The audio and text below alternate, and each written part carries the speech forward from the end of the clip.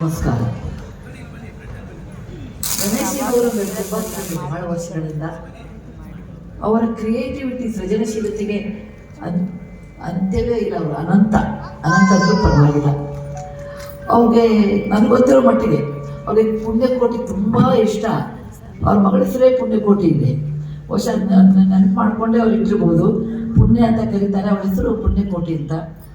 ನಾವೆಲ್ಲರೂ ಪುಣ್ಯಕೋಟಿ ಕತೆ ಕೇಳಿ ಬಿಡ್ತಿದ್ದೀವಿ. ಆದರೆ ನಾವು ಯಾವತ್ತಿಗೆ ಗಣೇಶ ಮಾಡಬೇಕಾದ್ರೆ ನನಗೆ ರಮೇಶ್ ಅವ್ರು ಹೇಳ್ತಾ ಇದ್ರು, ಗಣೇಶನ ತಲೆ ಕತ್ತರಿಸ್ಬಿಡ್ತಾನೆ ಶಿವ. ನನಗೆ ರಮೇಶ್ ಅವ್ರು ಕೊಟ್ಟರು ಐಡಿಯಾ. ಅದು ಉತ್ತರ ದಿಕ್ಕಿನಲ್ಲಿ ಹೋಗಿ ಮಲಗಿರೋ ಒಂದು ಆನೆ ಕುತ್ತಿಗೆಯನ್ನು ಕತ್ತರಿಸಿ ಅವ್ನು ಹಚ್ತಾರೆ, ಅವ್ನು ಗಣೇಶ ಆಗ್ತಾನೆ ಅಂತ. ನನಗೆ ರಮೇಶ್ ಅವರಂದ್ರು, ಆನೆಗೆ ಏನಾಯ್ತು ಅಂತ ನಾವು ಯೋಚನೆ ಮಾಡ್ತೀವಿ, ನಾವು ಮಾಡೋದೇ ಇಲ್ಲ. ಗಣೇಶ ಆಗ್ಬಿಟ್ಟು ಅದೇ ಸಂಭ್ರಮದಲ್ಲಿ ಇದ್ಬಿಡ್ತೀವಿ. ಈ ಪುಣ್ಯಕೋಟಿ ಕಥೆಯಲ್ಲಿಯೂ ಹಾಗೇ ಇದೆ. ಆ ಹುಲಿಗೆ ಏನಾಯಿತು ನಾವೆಂತೂ ಯೋಚನೆ ಮಾಡೋದೇ ಇಲ್ಲ. ಅದರ ಬರೆಗೂ ಈ ಪುಣ್ಯಕೋಟೆಯೇ ಮಗುವಿನಷ್ಟೇ ಒಂದು ತಪ್ಪಲ್ಲಿ ಆಗ್ಬಿಡ್ತದಲ್ಲ ಅಂತ. ಅದು ಬಹಳ ಸುಂದರವಾಗಿ ಗಣೇಶನವರು ಬರೆದಿದ್ದಾರೆ. ಅವ್ರದ್ದು ಕೊನೆಯ ಶಬ್ದ ಲೋಕವೆಲ್ಲರೂ ಏಕವಾದರೆ ನಾಕವಾಗುವುದು ಈ ಥರ ಬಹಳ ಸುಂದರವಾಗಿದೆ. ಈ ಜಗತ್ತಿನಲ್ಲಿ ಬೇಕಾದಷ್ಟು ಸೌಲಭ್ಯಗಳು ಇದ್ದರು, ಬೇಕಾದಷ್ಟು ರಿಸೋರ್ಸಸ್ ಇದ್ದರು, ಅದನ್ನು ಬಿಟ್ಟು ನಾವು ನಮಗೋಸ್ಕರ ಅಂತ ಯಾವಾಗ ನಾವು ಶೇಖರಣೆ ಮಾಡ್ತೀವಿ ಅವಾಗ ನಾಗ ಹೋಗಿ ನರಕ ಆಗಿಬಿಡ್ತದೆ. ಇದನ್ನ ಗಾಂಧೀಜಿಯವರು ಹೇಳಿದ್ದಾರೆ, ಬೇಕಾದಷ್ಟು ಜಗತ್ತಿನಲ್ಲಿ ಮೂಲ ಸೌಕರ್ಯಗಳಿವೆ, ಆದರೆ ನಾವು ಯಾವಾಗ ಒಂದು ಅತಿಯಾದ ಏನಂತೀವಿ ಆಸೆ, ಅದು ಕೆಟ್ಟ ಆಸೆನೇ ಇದು. ಎಲ್ಲ ಸಂಗ್ರಹ ಮಾಡ್ಕೋಬೇಕು, ಎಲ್ಲ ನನಗೆ ಇರಬೇಕು, ನಾನು ಹೊಟ್ಟೆ ತುಂಬಿದ್ರು ಸಿಗಬೇಕು ಅಂತ ಯಾವಾಗ ಈ ಥರ ಬರೋಕ್ಕೆ ಶುರು ಆಗುತ್ತೆ, ಮುಂದಿನ ಜನ್ರೇಷನ್ ಅದರ ಮುಂದಿನ ಜನ್ರೇಷನ್ ಅಂತ ಆ ವೇಳೆಯಲ್ಲಿ ಈ ಥರ ಆಗ್ಬಿಡ್ತದೆ. ಒಂದು ವನಪ್ರಾಣಿಗಳಲ್ಲಿ ನಾನು ಮಾತಾಡಿದಾಗ ನನಗೆ ಗಣೇಶನಷ್ಟು ಅನುಭವ ಇಲ್ಲ. ಒಂದು ಪ್ರಾಣಿ ನನಗೆ ಎಷ್ಟಾಗುತ್ತೆ ಅಷ್ಟೇ ಬೇಟೆ ಆಡುತ್ತೆ, ಅದಕ್ಕಿಂತ ಹೆಚ್ಚು ಬೇಟೆ ಆಡಲ್ಲ. ಅದಕ್ಕೊಂದು ಜಿಂಕೆ ಬೇಟೆ ಆಡಿದರೆ ಅದು ಸರ್ವೈವ್ ಆಗಬೇಕಲ್ಲ. ಅದು ಒಂದು ಜಿಂಕೆದಲ್ಲಿ ಅದಷ್ಟು ಮಾಂಸ ಸಾಕಬೇಕು ಅಂದರೆ ಒಂದೇ ಜಿಂಕೆ ಮಾಡುತ್ತೆ. ಎರಡು ಜಿಂಕೆ ತಂದು ಬಗ್ದಲ್ಕೊಂಡು ನಾಳೆಗೆ ಅಂತ ಇಟ್ಕೊಳ್ಳೋದಿಲ್ಲ.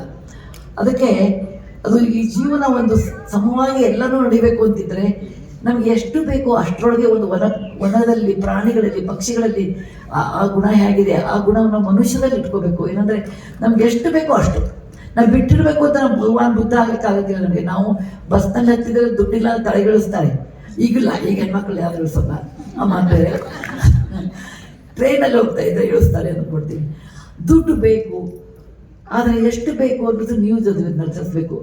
ಅತಿಯಾಗಿ ಸಂಗ್ರಹ ಮಾಡೋದು, ಅತಿಯಾಗಿ ಅದ್ರ ಮೇಲೆ ಮೋಹ ಇಟ್ಕೊಳ್ಳೋದು, ಅತಿಯಾಗಿ ಅದ್ರ ಮೇಲೆ ಆಸಕ್ತಿ ಇದ್ದರೆ ಅವಾಗ ಈ ಜಗತ್ತನ್ನೋದೇ ನರಕಾಗಿ ಹೋಗ್ತದೆ.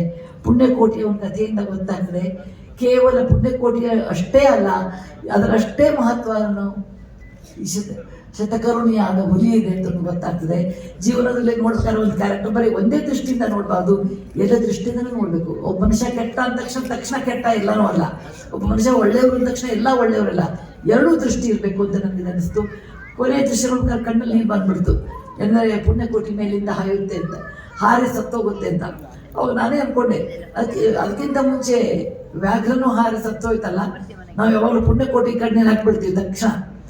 ಅದಕ್ಕೆ ನಾನು ಗಣೇಶನವ್ರ ಜೊತೆ ಇದನ್ನು ಮಾತಾಡಿದೆ. ಇದು ನಾನು 2ನೇ ಸರ್ತಿ ನೋಡ್ತಿರೋದು.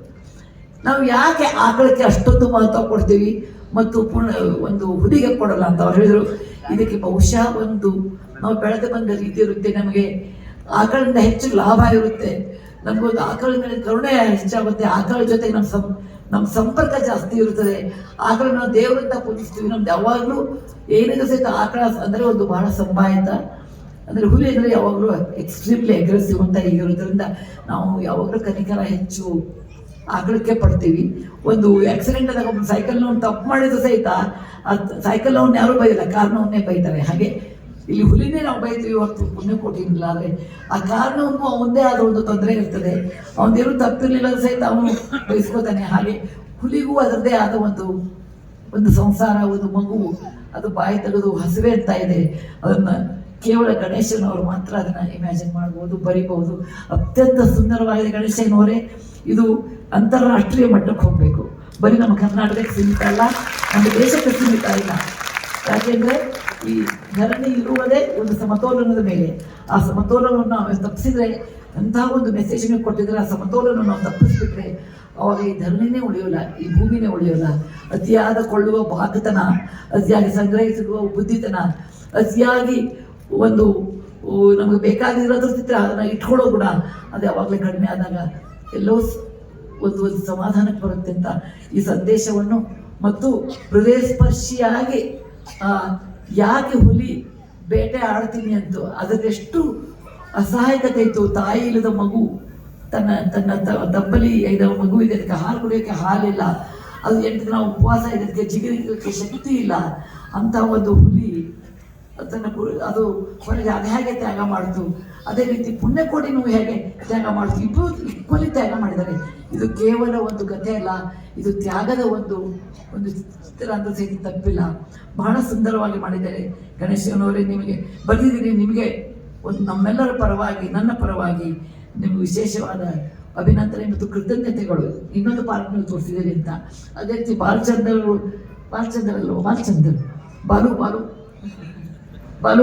ಬಾಲು ವೃತ್ತಿಯಿಂದ ಇಂಜಿನಿಯರ್, ಬಹುಶಃ ಇಂಜಿನಿಯರ್ ಬಗ್ಗೆ ಬಹಳ ಕ್ರಿಯೇಟಿವಿಟಿ ಇದ್ದೀನಿ. ನಮ್ಮ ರಮೇಶ್ ಅರವಿಂದ್ ಅವರು ಇಂಜಿನಿಯರು, ಓಕೆ, ಬಾಲು ಅವರು ಇಂಜಿನಿಯರು. ಅದಕ್ಕೆ ಅದನ್ನು ಅವ್ರ ಮನಸ್ಸಲ್ಲಿರುವ ಕಥೆಯನ್ನು ನೀವು ಚಿತ್ರರೂಪಕ್ಕಿಳಿಸಿದ್ದೀರಿ. ಎಷ್ಟು ನನ್ನ ಫ್ರೆಂಡ್ ಗುಂಜನ್ ಅಂತ ಇದ್ದಾರೆ, ದಿಲ್ಲಿಯಿಂದ ಬಂದಿದ್ದಾರೆ, ಅವ್ರು ಕರ್ಕೊಂಡು ಬಂದೆ, ಅವ್ರ ಕತೆ ಹೇಳಿದ್ದೆ. ಆದರೆ ನಾನು ಏನೂ ಎಕ್ಸ್ಪ್ಲೈನ್ ಮಾಡಲಿಲ್ಲ. ಅವ್ರ ಕತೆ ನೋಡಿ ಅವ್ರು ತಿಳ್ಕೊಳ್ಳಿ ಅಂತ ನಾನು ಕೊನೆ ಕೇಳಿದೆ, ನಿಮಗೆ ಕನ್ನಡ ಭಾಷೆ ಬರೋಲ್ಲ, ನಿಮ್ಗೆ ಅರ್ಥ ಆಯ್ತಾ? ಅವರು ಇಷ್ಟು ಚೆನ್ನಾಗಿ ಚಿತ್ರೀಕರಣ ಆಗಿದೆ ಅಥವಾ ಅನಿಮೇಷನ್ ಆಗಿದೆ, ಅದು ನೋಡಿದಾಗಲೇ ನಮ್ಗೆ ಯಾವ ಭಾಷೆನೇ ಬೇಕಾಗಿಲ್ಲ, ಅದು ನಮಗೆ ಹೃದಯಕ್ಕೆ ತಪ್ಪುತ್ತೆ. ಅದು ಒಂದು ಅಭಿನಂದನೆ. ಕಲೆಗೆ ಭಾಷೆಯ ಬಂಧನೇ ಇಲ್ಲ, ಕಲೆಗೆ ಭಾಷೆಯ ಬಂಧನ, ನಾಟಕೀಯತೆಯನ್ನು ಏನೂ ಬೇಕಾಗೋಲ್ಲ. ಹೃದಯ ಸ್ಪರ್ಶ ಆಗುವ ಈ ಘಟನೆಯನ್ನು ಅಷ್ಟೇ ಹೃದಯ ಸ್ಪರ್ಶವಾಗಿ ನೀವು ಬರೆದನ್ನ ನೀವು ಅಷ್ಟು ಚೆನ್ನಾಗಿ ಮಾಡಿದಿರಿ. ನಿಮಗೆ ನನ್ನ ಪರವಾಗಿ ಮತ್ತು ನಮ್ಮೆಲ್ಲರೂ ಎಲ್ಲ ಕಲಾಪ್ರಿಯರ ಪರವಾಗಿ ವಿಶೇಷವಾದ ಅಭಿನಂದನೆ. ನೀವು ಇನ್ನೂ ಚಿಕ್ಕವರಿದ್ದೀರಿ, ಇನ್ನೂ ಹೆಚ್ಚು ಈ ಥರ ಚಿತ್ರ ಮಾಡಿರಿ, ಇನ್ನೂ ಎತ್ತರಕ್ಕೆ ಬೆಳೆಯಿರಿ, ಕರ್ನಾಟಕದ ಕೀರ್ತಿಯನ್ನು ಮುಂದೆ ಹಬ್ಬಿಸ್ರಿ, ಅಂತಾರಾಷ್ಟ್ರೀಯ ವಲಯದಲ್ಲಿ ನೀವು ಮುಂದೆ ಹೋಗಿ ಇದನ್ನು ಇಂಗ್ಲೀಷ್ನಲ್ಲಿ ಖಂಡಿತ ಮಾಡಬೇಕು ಮತ್ತು ಜಗತ್ತಿನ ಅನೇಕ ಭಾಷೆಯಲ್ಲಿ ಆಗಬೇಕು ಅಂತ ನಾನು ಬಯಸ್ತೀನಿ. ಇದು ಯೂನಿವರ್ಸಲ್ ಟ್ರೂತ್, ಜಗತ್ತಿನಲ್ಲಿರುವ ಯೂನಿವರ್ಸಲ್ ಟ್ರೂತ್ ಇದೆ. ಅದಕ್ಕೆ ಎಲ್ಲರಿಗೂ ನಿಮ್ಮ ತಂಡದವರಿಗೆ ಧನ್ಯವಾದ, ಗಣೇಶನವರಿಗೆ ವಿಶೇಷವಾದ ಧನ್ಯವಾದ. ಜೈ ಹಿಂದ್, ಜೈ ಕರ್ನಾಟಕ.